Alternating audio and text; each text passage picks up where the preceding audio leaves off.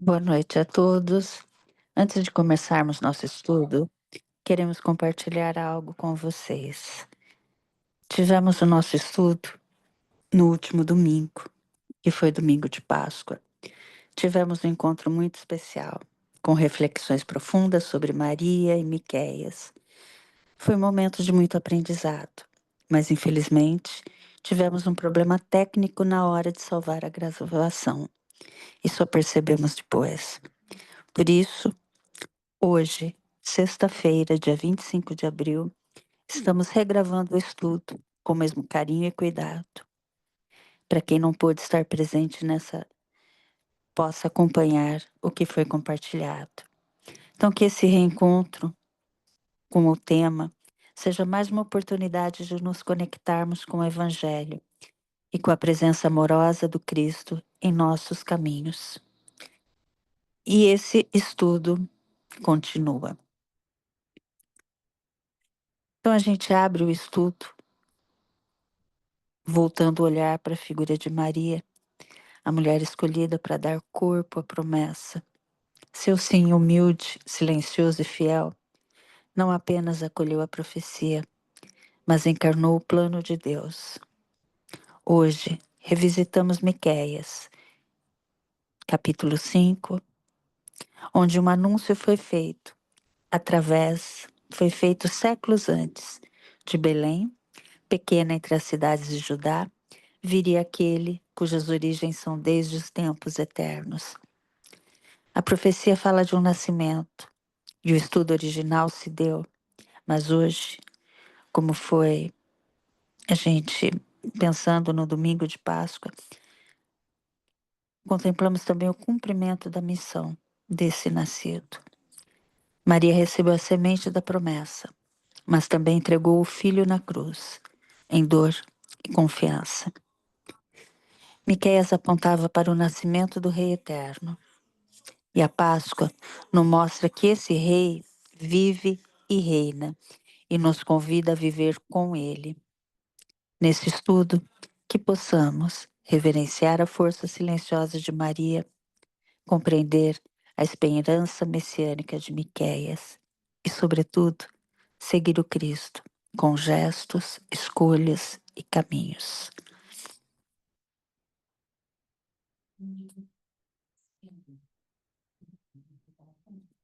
Compartilhar a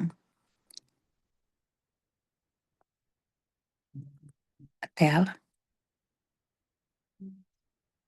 um momentinho.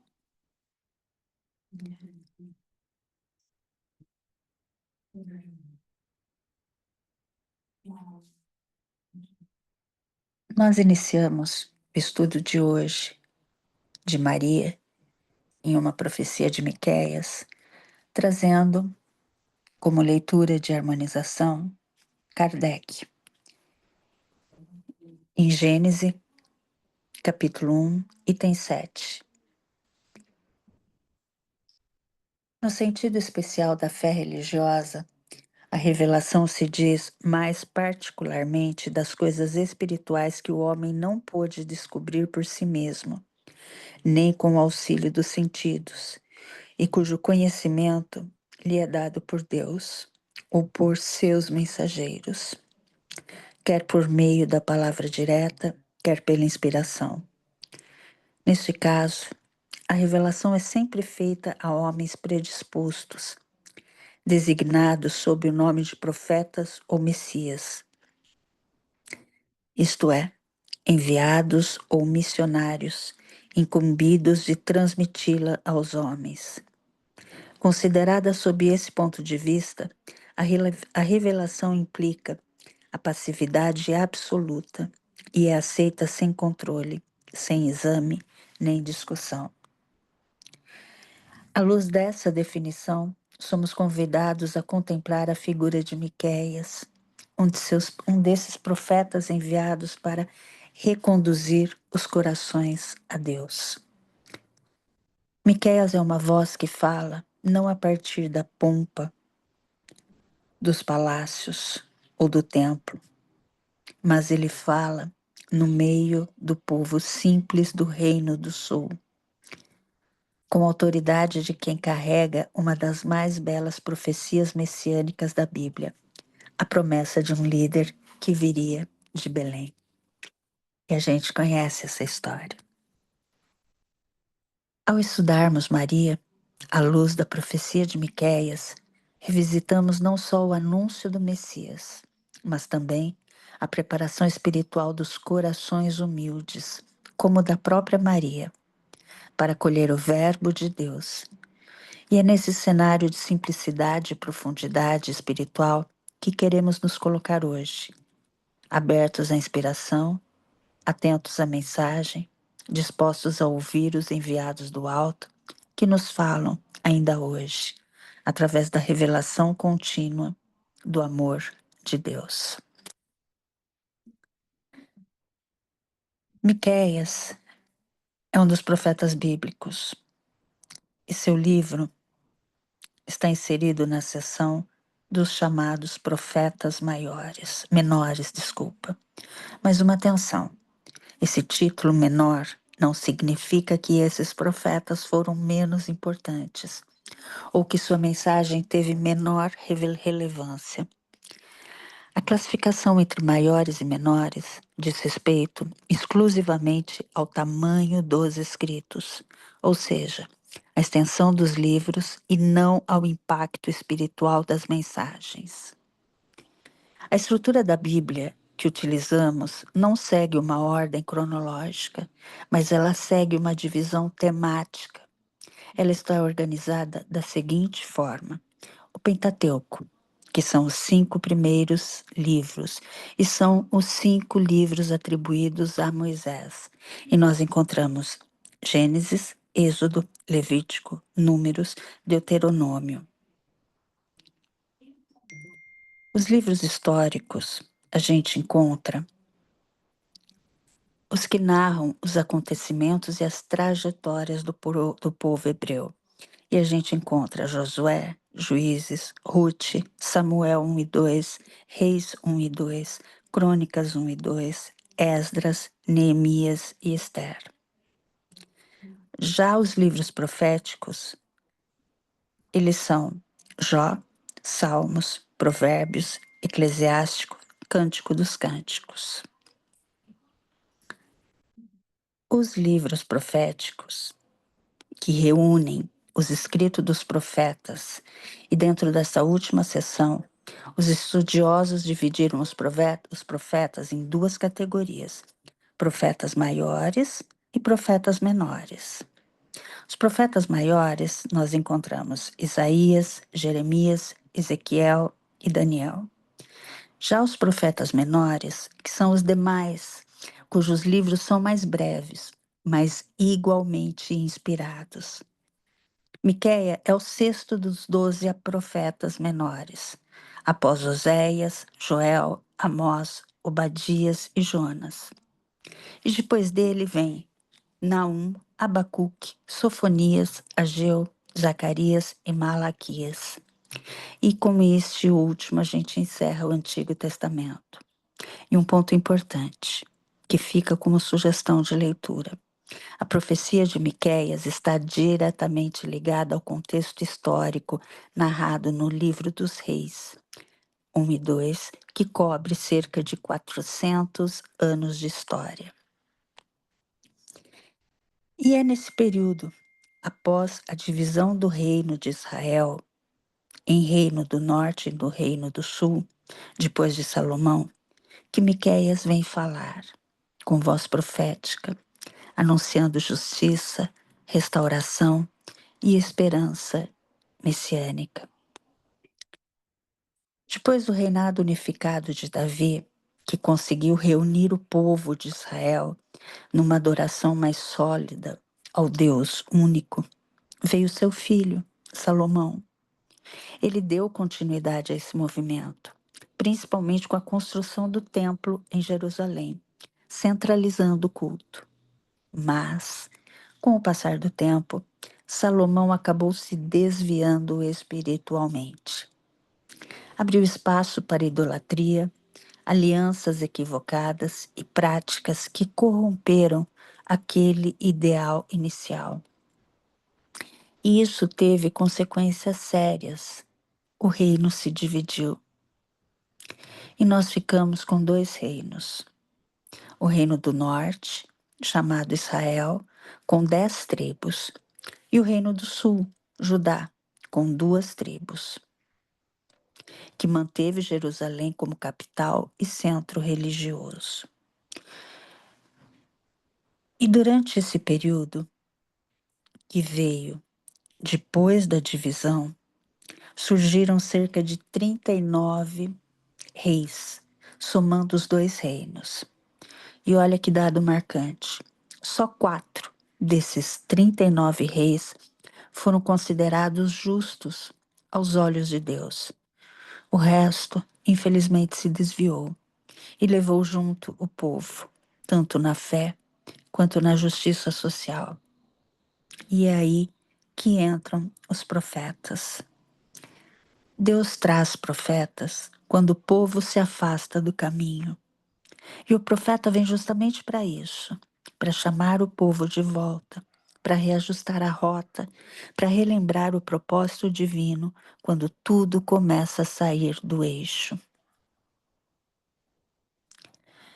Kardec, em A Gênese, nos lembra que os profetas são espíritos elevados, enviados com uma missão moral e espiritual.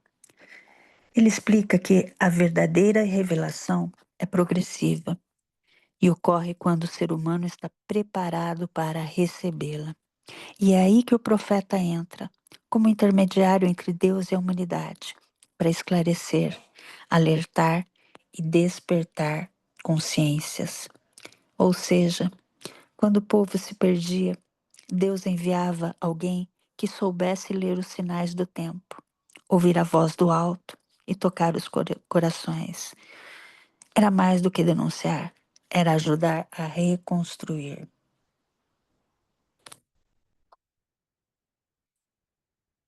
E enquanto tudo isso acontecia, Deus foi levando vários profetas ao mesmo tempo, em regiões diferentes, cada um com sua missão.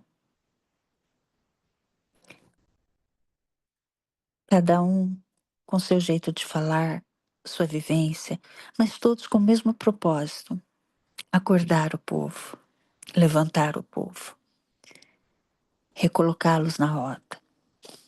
É bonito pensar que eram como se fossem luzes sendo acesas em meio à escuridão. Enquanto um profetizava no norte, outro falava no sul, uns gritavam nos palácios, outros caminhavam entre o povo simples. Era como se o céu buscando caminhos diferentes para tocar os corações. E mesmo que cada profeta tivesse um público e um contexto, a mensagem era uma só: voltem-se para Deus, ainda dá tempo. Então, quando a gente vai lendo a Bíblia, parece que os profetas vieram um depois do outro, em sequência certinha. Primeiro Isaías, depois Jeremias, depois Ezequiel, depois Daniel. Mas não foi bem assim que aconteceu. Esses profetas eram todos espalhados no tempo. E muitos deles foram contemporâneos, ou seja, eles viveram e profetizaram na mesma época, só que em regiões diferentes, entre o Reino do Norte e o Reino do Sul. Por exemplo, enquanto Isaías estava profetizando, Miqueias também estava, e Oséias também, cada um com sua missão, sua linguagem, mas todos sendo instrumentos de Deus, falando com o povo onde e como era necessário. Porque Deus é assim, Ele não deixa ninguém para trás. Ele fala com cada coração, em cada canto, do jeito que aquele povo mais precisa ouvir. Então, enquanto Isaías era porta-voz de Deus para a corte em Jerusalém, Oséias pregava no Reino do Norte, em Israel. Miqueias foi escolhido para falar ao povo simples e esquecido do Reino do Sul, em Judá, que era fora da capital. Cada um deles, em seu contexto, era um eco da mesma voz divina, chamando o povo ao arrependimento, à justiça e a espera messiânica.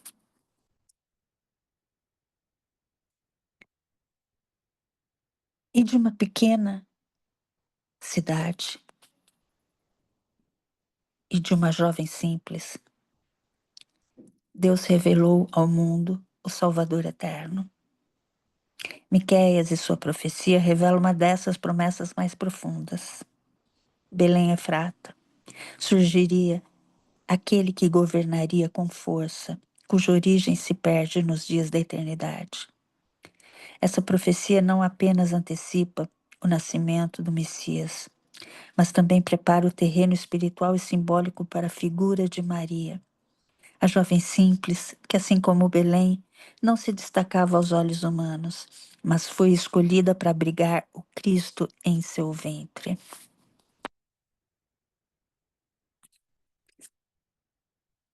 No ventre humilde de Maria, a eternidade encontrou morada, cumprindo promessa de um novo tempo. E assim a profecia de Miqueias não é apenas sobre Cristo, mas também sobre a humildade fértil da qual ele viria. Maria representa essa terra fértil, pequena aos olhos do mundo, mas plena aos olhos de Deus. Em seu ventre, cumpre-se o anúncio de um tempo novo, e ela, a mulher de fé, torna-se parte viva da fidelidade de Deus ao seu povo. Miqueias anuncia o Cristo, mas também aponta para Maria, aquela por quem o Verbo se fez carne. E vamos à profecia. Mas tu, Belém de Efrata, tão pequena entre os clãs de Judá, é de ti que sairá para mim aquele que é chamado a governar Israel. Suas origens remontam aos tempos antigos, aos dias do longínquo passado. Por isso Deus o deixará até o tempo em que der à luz aquela que há de dar à luz. Então o resto de seus irmãos voltará para junto dos filhos de Israel. Ele se levantará para os apacentar com o poder do Senhor, com a majestade do nome do Senhor, seu Deus. Os seus viverão em segurança, porque ele será exaltado até os confins da terra. E assim será a paz, quando o assírio invadir nossa terra e pisar nossos terrenos, nós lhe resistiremos com 7 pastores e 8 príncipes do povo. A profecia de Miqueias, ela não foi escrita por acaso. Ela tem uma estrutura pensada, construída com poesia, com símbolos, com cuidado. Porque não era só escrever por escrever. Por trás disso tudo estavam homens preparados, cheios de reverência, que a gente chama de escribas. O estudo de hoje, ele está mais focado na estrutura da profecia. Então, as reflexões doutrinárias ficarão para os próximos estudos dessa profecia. Os escribas não eram apenas copistas com pena e tinta na mão. Eles eram guardiões da esperança do povo, apaixonados pela palavra, com um compromisso profundo com aquilo que estava registrando. E foi por causa da fidelidade e da sabedoria desses homens que a gente pode, até hoje, ouvir Miqueias sussurrar promessas eternas, de Belém até Maria. E esses escribas, eles eram mestres na língua hebraica e aramaica, entendendo cada detalhe, cada ritmo. Conheciam a Torá de ponta a ponta, por isso percebiam quando uma profecia fazia eco de textos mais antigos, como Miqueias, lembrando Gênesis, capítulo 49, versículo 10. Eles utilizavam recursos para manter o texto harmônico e cheio de vida. Recursos como paralelismos, quiasmos, acento poéticos, jogo de palavras. Tratavam cada letra com reverência, como se fosse sagrada. E além de escrever, ensinavam, organizavam os rolos, ligavam o passado ao presente, dando sentido à palavra para cada nova geração.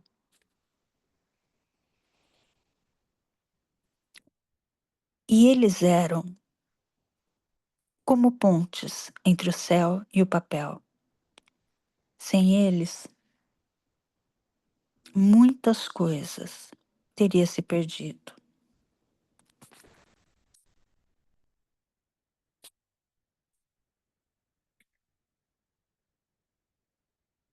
Com eles, a revelação foi preservada com alma, beleza e fidelidade.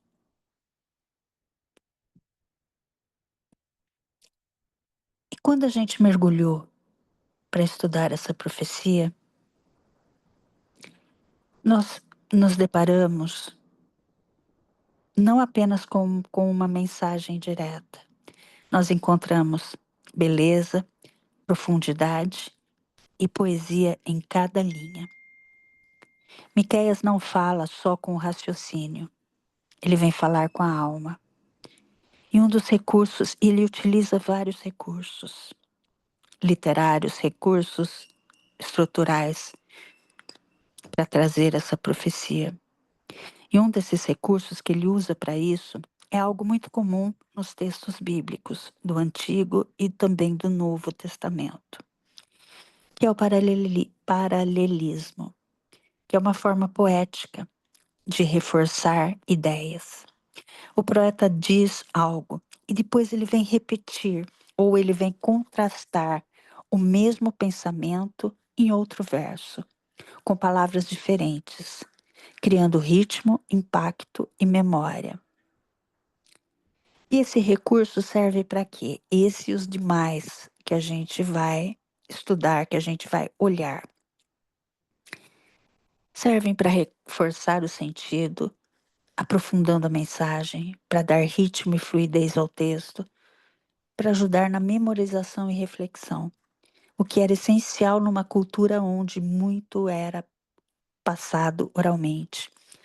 E esses recursos, essas estruturas que nós vamos ver aqui, não é para a gente ficar craque nela, não é para a gente ficar procurando esses recursos.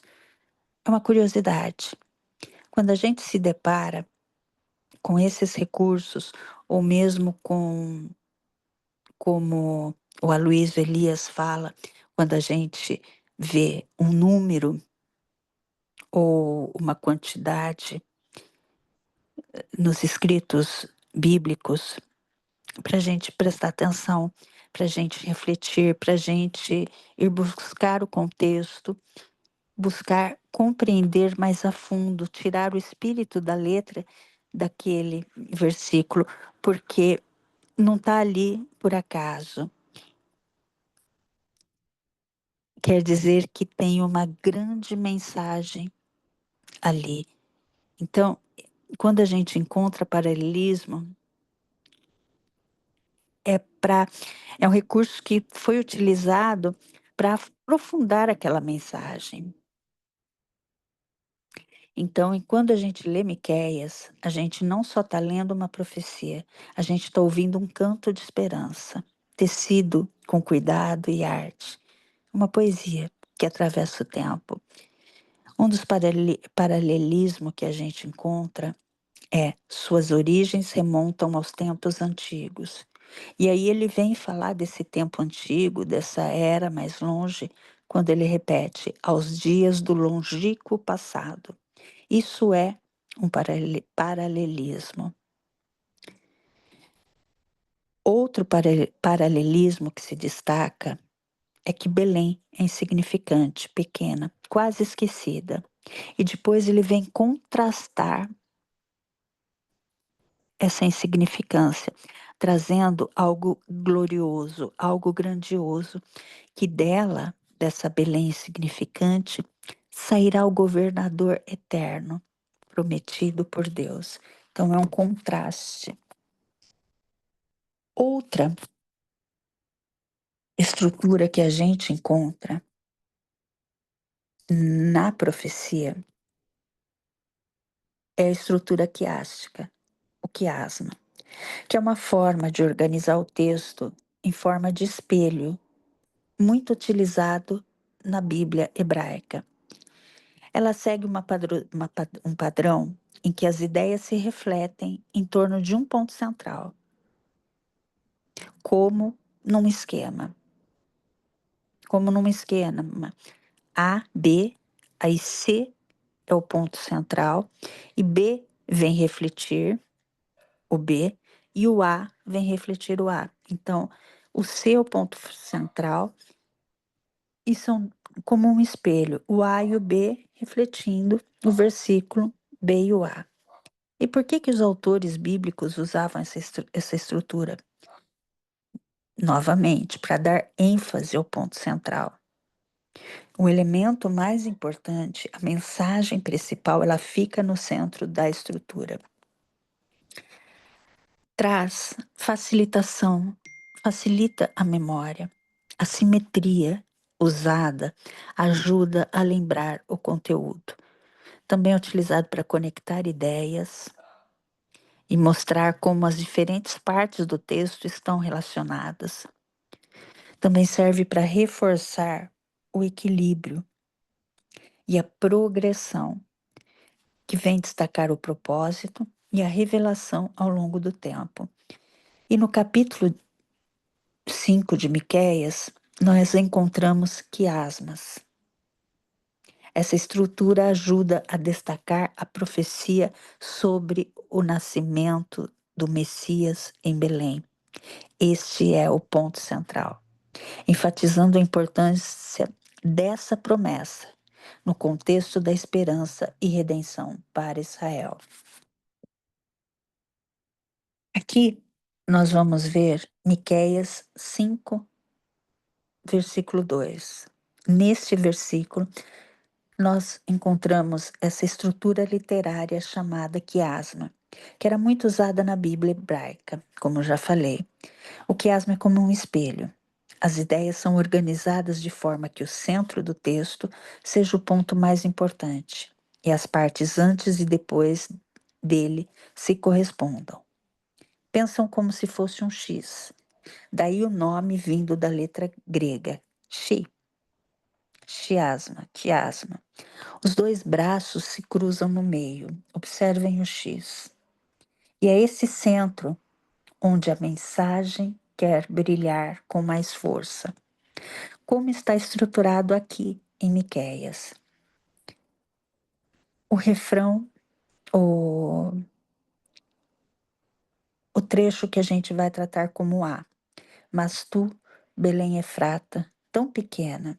E o B. De ti sairá aquele que há de governar. E o próximo trecho, suas origens são desde os tempos antigos. Este é o ponto central. Aí vem refletir o espelho, desde os dias da eternidade, que vem refletir com de ti sairá aquele que há de governar. E ele será o pastor do seu povo em segurança, que vem espelhar, mas tu, Belém Efrata, tão pequena. E o que isso quer nos mostrar? O reflexo do trecho A com A. Começa e termina com Belém, uma cidade pequena, aparentemente insignificante, mas que se torna um lugar de segurança, porque dali virá o pastor do povo. Os trechos espelhados B. Destaca que o governante ele virá de Belém e que ele tem origem eterna, ou seja, ele já existia antes de tudo. O C, o ponto central, é o foco da mensagem. O Messias é eterno. Ele não começa em Belém, ele apenas se manifesta ali. Essa é a grande ênfase da profecia. Esse tipo de estrutura não era só estética. Ela servia para fixar a mensagem no coração e revelar com beleza onde Deus quer que a gente preste atenção. Aqui Miqueias está dizendo: olhem para Belém, Mas mais ainda, olhem para o que vem dela. A eternidade está chegando em forma humana. E para o estudo de Maria, isso se conecta perfeitamente. O ventre dela é esse lugar pequeno, escondido, mas onde a eternidade vai se manifestar. E aqui é um trecho mais longo de Miqueias. Nós temos uma estrutura quiástica que organiza toda a mensagem em espelho, como um ponto central, que sustenta toda a profecia. O nascimento do novo líder, o Messias, que trará esperança não só para Israel, mas para todas as nações. E esse quiasma, ele corresponde do capítulo 4, versículo 6, até o capítulo 5, versículo 15. Então, é esse que vai sustentar toda essa estrutura, vai sustentar toda a profecia. O espelho do A, começo e o fim, o povo remanescente. Então, o capítulo 4, de 6 a 7, fala do retorno do povo fragilizado, do povo machucado, que será restaurado por Deus. E ele vem espelhar com capítulo 5, de 10 a 15, que vem mostrar a reforma espiritual desse mesmo povo, uma purificação interna, um juízo às nações, ou seja, uma transformação completa. É como se começássemos vendo um povo ferido e terminássemos com esse povo purificado. O espelho do B, a dor presente e a promessa futura. No capítulo 4, de 8 até o versículo 5, até o capítulo 5, versículo 1, mostra o presente de sofrimento e desgoverno. Aquele povo estava como que em trabalho de parto, esperando algo novo nascer. Olha a profecia de Maria aí. E o espelho desse trecho está em capítulo 5, de 2 a 9. É o anúncio da promessa. De Belém virá o líder eterno, que trará força, direção e esperança ao povo remanescente. E aqui a gente encontra o contraste direto entre a dor de agora e a esperança do que está por vir. E o que cruza o centro da estrutura está em capítulo 5, de 2 a 9. Esse é o ponto central, o coração da profecia, o Cristo, o Messias, o nascimento do novo líder. Ele não é apenas para Israel, mas será esperança para todas as nações. E é aí que Maria entra de forma simbólica e espiritual. Ela é o ventre onde essa esperança ganha força, onde essa promessa se torna carne. E esse quiasma mostra um movimento espiritual poderoso de um povo quebrado, nasce a esperança e volta-se a fidelidade em Deus. E essa estrutura revela que no centro da dor está o Cristo. E no ventre de uma jovem simples, Deus está restaurando toda uma nação.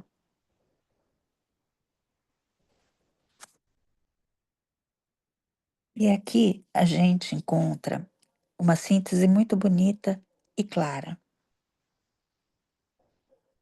do quiasma que organiza toda essa grande profecia de Miqueias.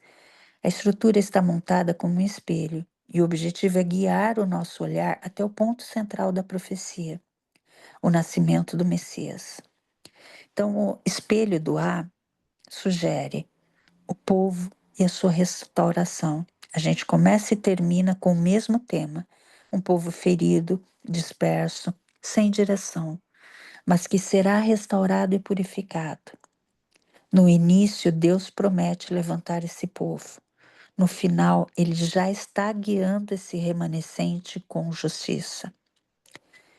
O reflexo, o espelho do B, mostra a dor presente e a promessa do futuro.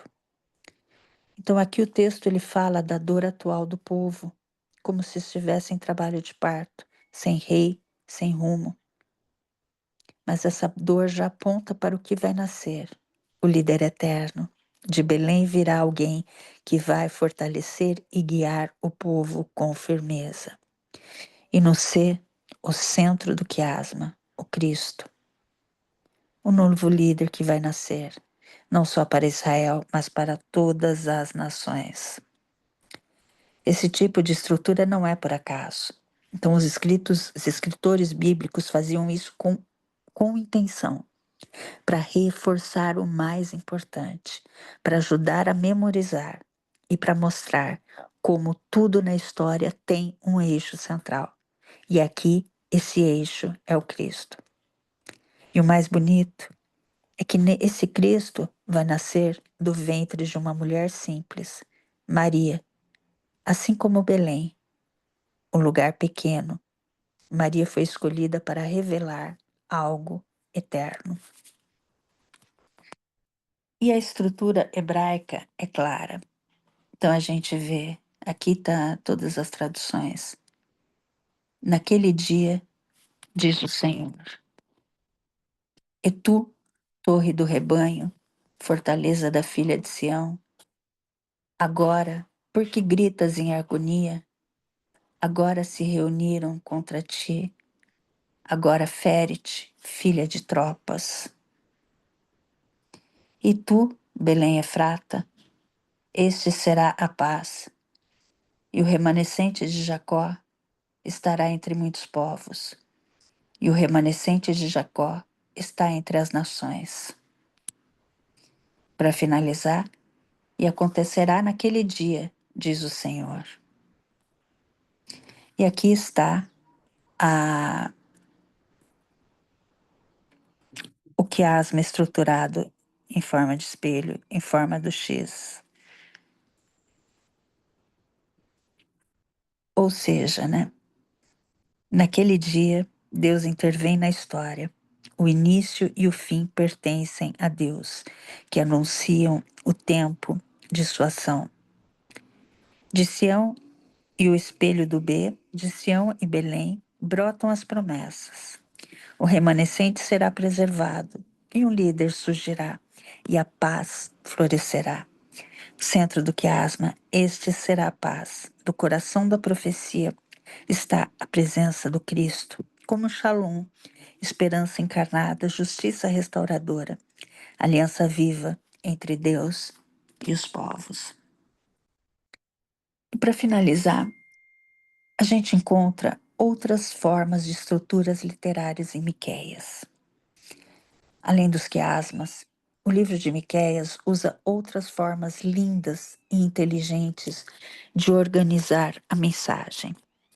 Os autores bíblicos sabiam usar som, ritmo, imagens e palavras com duplo sentido para deixar a mensagem mais forte e inesquecível. Vamos ver algumas delas. Nós encontramos repetição de sons, que chama assonância. Então, no trecho que fala do povo machucado, os coxos, os exilados e os expulsos, o som se repete de propósito, mas não é o som em português, é o som da escrita original. Os coxos, a gente lê Hassolelah, os exilados, Hanidaha, e os expulsos, Hanahalaha. Então, o som se repete de propósito, são sons próximos, são sons que se repetem. Isso vem destacar a fraqueza daquele povo e preparar o coração para entender que Yahvé é quem ia restaurar todos eles. Nós encontramos também repetição como estrutura. Então, entre Miqueias, capítulo 4, versículo 8, capítulo 5, versículo 1, a repetição aparece como um recurso para ligar partes diferentes do texto. Ela ajuda nós que estamos ouvindo a leitura, o leitor, a perceber que tudo está conectado, como se fosse um só fio, costurando a dor, a esperança e a promessa. Miqueias vem trazer uma metáfora da filha de Sião. A filha de Sião como figura central. Jerusalém, ou Sião, aparece como uma mulher, a filha de Sião. Ela é chamada de filha de Sião e domina essa parte do livro. Ela aparece várias vezes com formas verbais no feminino, chorando, gemendo, sentindo dores de parto, saindo ao exílio, sendo libertada, convocando tropas, vendo a queda dos inimigos. Isso tudo reforça a ideia de um povo ferido, mas com destino de renascimento e força. Também a gente encontra a repetição de lugares e palavras. Quando fala do exílio, Babilônia é mencionada 3 vezes. É como se Miqueias estivesse dizendo: vocês vão mesmo para o fundo do poço, mas é lá que Deus vai agir e vai libertar. A gente encontra jogos de palavras. Esses são os recursos poderosos. Veja só, nós temos um reino, Mamleket, mas ainda não há um rei, Meleque. Não há conselhos, mas o conselho de Deus vai salvar. A filha da tropa, chamada a convocar suas tropas, quase como um trocadilho hebraico. E o juiz de Israel, que é ferido com uma vara, mesmo som, Sopet Sebet, mas com outro significado. Esse jogo de palavras mostram que a mensagem não era só para ser ouvida, mas ela era para ser sentida, ela era para ser vivida, ela era para ser refletida. Olha, Alcione, a Bíblia falava com o coração, mas também com o ouvido, com o ritmo, com a alma. Miqueias não é só profecia, é arte espiritual. Cada palavra, cada som, cada repetição carrega emoção e verdade. E por trás disso tudo está uma certeza. Deus fala com profundidade e poesia. E quando ele fala, até a dor vira promessa. Até o silêncio carrega sentido. Então, a gente vai terminando e pensando numa analogia do anel. O anel, ele vem sustentar o diamante. E a gente observa a beleza do diamante, mas não observa a sustentação do anel. Então, a gente encerra o estudo de hoje. Esse encontro com os corações aquecidos por tua presença, Jesus, e pela presença doce e silenciosa de Maria. A gente a gente olha para esse anel, a gente olha para o diamante. O nosso olhar é voltado para o diamante. E a gente aprende a olhar a estrutura que carrega esse diamante. Então, esse diamante é essa poesia. Mas a gente hoje olhou para a estrutura que segurou esse diamante. Obrigado a todos que irão assistir essa regravação do estudo. E o estudo continua. Agora nós vamos estudar minuciosamente Maria. Obrigado, mestre amado, por nos permitir refletir sobre a tua jornada e sobre aqueles que caminharam contigo com fidelidade. Gratidão.